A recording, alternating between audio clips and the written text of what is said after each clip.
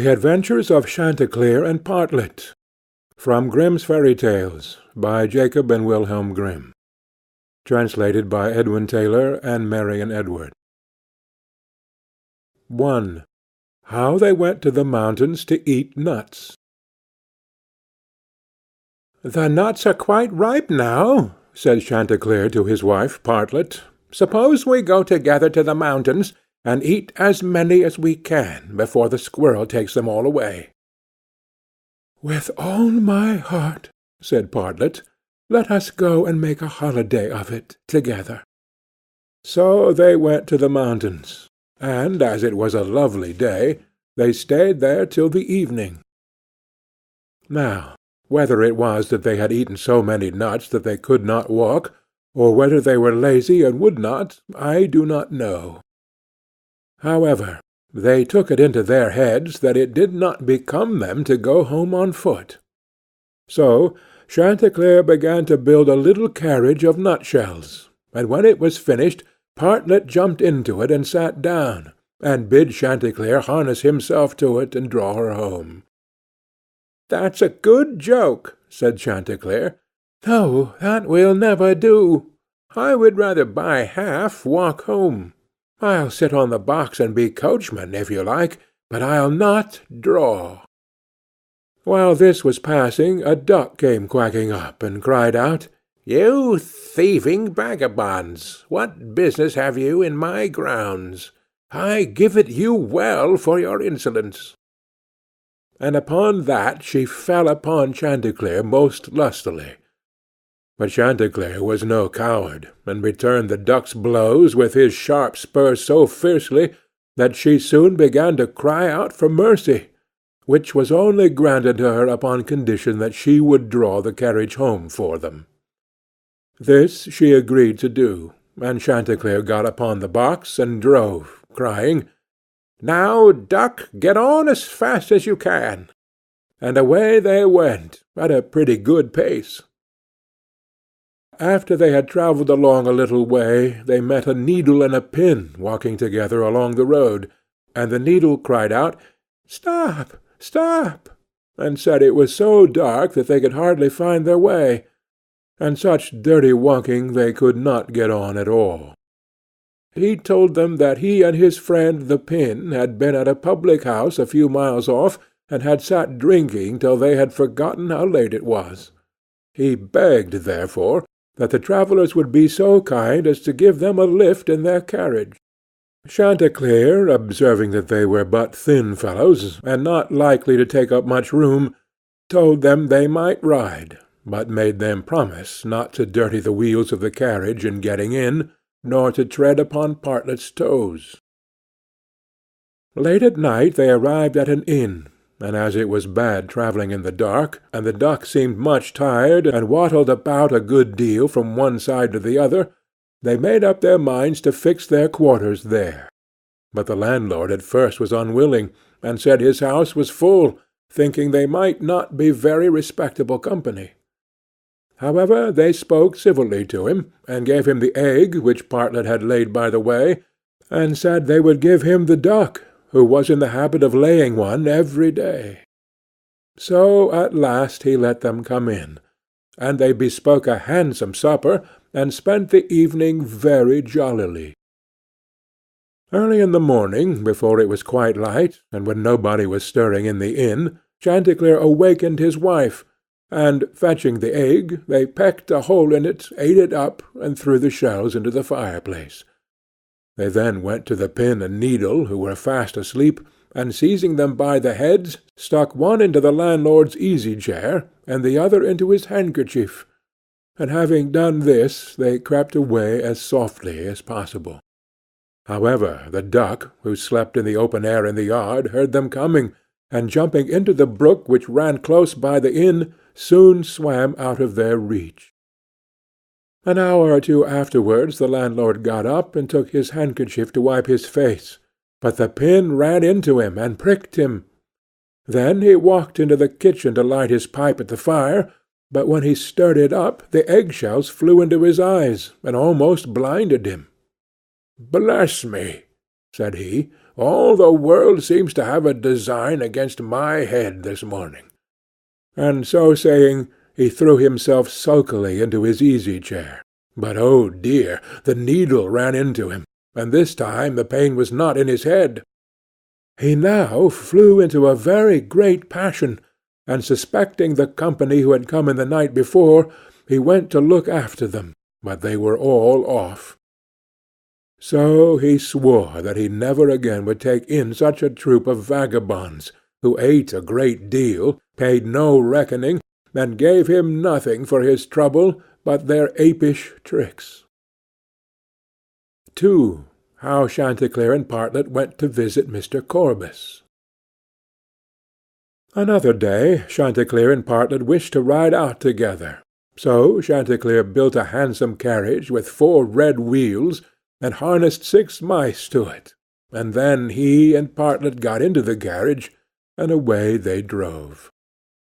Soon afterwards a cat met them, and said, "Where are you going?" And Chanticleer replied, "All on our way a visit to pay to Mr. Korbes the fox to-day." Then the cat said, "Take me with you."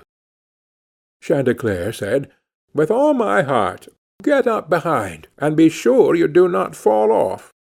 Take care of this handsome coach of mine, nor dirty my pretty red wheels so fine.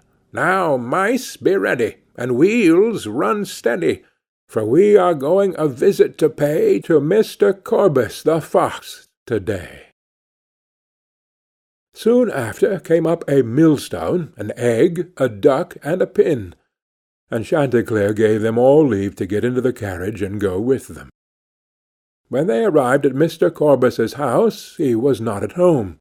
So the mice drew the carriage into the coach-house, Chanticleer and Partlet flew upon a beam, the cat sat down in the fireplace, the duck got into the washing-cistern, the pin stuck himself into the red pillow, the millstone laid himself over the house-door, and the egg rolled himself up in the towel. When Mr. Korbes came home, he went to the fireplace to make a fire, but the cat threw all the ashes in his eyes. So he ran to the kitchen to wash himself, but there the duck splashed all the water in his face, and when he tried to wipe himself, the egg broke to pieces in the towel all over his face and eyes. Then he was very angry, and went without his supper to bed. But when he laid his head on the pillow, the pin ran into his cheek. At this he became quite furious, and jumping up would have run out of the house, but when he came to the door the millstone fell down on his head and killed him on the spot. 3. How Partlet died and was buried, and how Chanticleer died of grief. Another day Chanticleer and Partlet agreed to go again to the mountains to eat nuts, and it was settled that all the nuts which they found should be shared equally between them. Now Partlet found a very large nut, but she said nothing about it to Chanticleer, and kept it all to herself. However, it was so big that she could not swallow it, and it stuck in her throat. Then she was in a great fright, and cried out to Chanticleer, "Pray run as fast as you can, and fetch me some water, or I shall be choked." Chanticleer ran as fast as he could to the river, and said, "River, give me some water, for Partlet lies in the mountain, and will be choked by a great nut." The river said, "Run first to the bride, and ask her for a silken cord to draw up the water." Chanticleer ran to the bride, and said, "Bride, you must give me a silken cord, for then the river will give me water, and the water I will give to Partlet, who lies on the mountain, and will be choked by a great nut." But the bride said, "Run first, and bring me my garland that is hanging on a willow in the garden." Then Chanticleer ran to the garden, and took the garland from the bough where it hung, and brought it to the bride, and then the bride gave him the silken cord, and he took the silken cord to the river, and the river gave him water, and he carried the water to Partlet. But in the meantime she was choked by the great nut, and lay quite dead, and never moved any more. Then Chanticleer was very sorry, and cried bitterly, and all the beasts came and wept with him over poor Bartlett, and 6 mice built a little hearse to carry her to her grave, and when it was ready they harnessed themselves before it, and Chanticleer drove them. On the way they met the fox. "Where are you going, Chanticleer?" said he.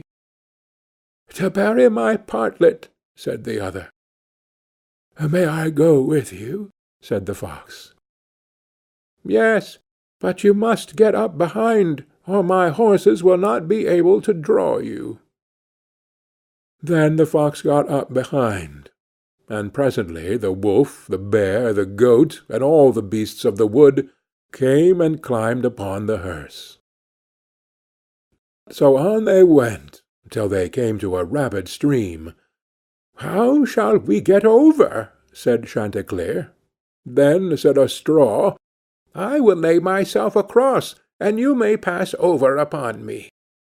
But as the mice were going over, the straw slipped away and fell into the water, and the 6 mice all fell in and were drowned. What was to be done? Then a large log of wood came and said, "I am big enough. I will lay myself across the stream, and you shall pass over upon me." So he laid himself down, but they managed so clumsily that the log of wood fell in, and was carried away by the stream. Then a stone, who saw what had happened, came up and kindly offered to help poor Chanticleer by laying himself across the stream. And this time he got safely to the other side with the hearse, and managed to get Partlet out of it. But the fox and the other mourners, who were sitting behind, were too heavy, and fell back into the water, and were all carried away by the stream and drowned. Thus Chanticleer was left alone with his dead Partlet, and having dug a grave for her, he laid her in it, and made a little hillock over her. Then he sat down by the grave, and wept and mourned till at last he died too, and so all were dead. End of the Adventures of Chanticleer and Partlet.